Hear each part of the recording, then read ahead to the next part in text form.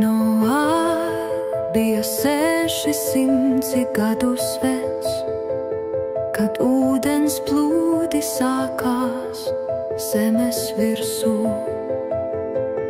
Tad Noā iegāja šķirstā un viņa dēli, un viņa sieva, un viņa vedeklis kopā ar viņu, glābdamies no ūdens plūdiem.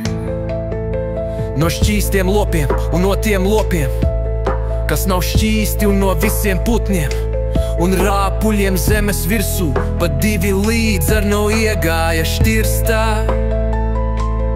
Tēviņš un mātīte, gluži kā Dievs, Noam bija pavēlējis.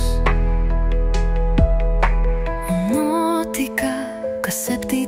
dienā ūdeņi sāka pārpludināt zemi 600. Noas mūža gadā.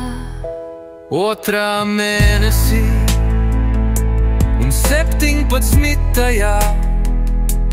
mēneša dienā, tieši tanī dienā, pārplūda lielo dzelmju avoti un tika atvērti debesu logi, un lietus lija pār zemi 40 dienas un 40 naktis.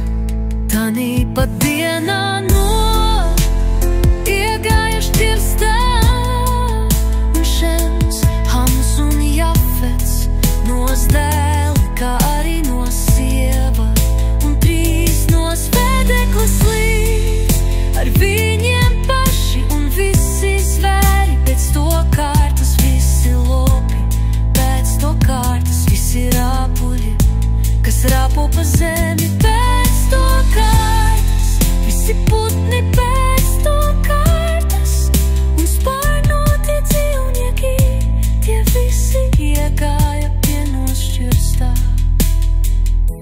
Pa 2 no katras radības, kurā mīt dzīvības dvaša, no visiem, kas iegāja šķirstā, bija tēviņš un mātīt, un tie iegāja, kā Dievs bija pavēlējis.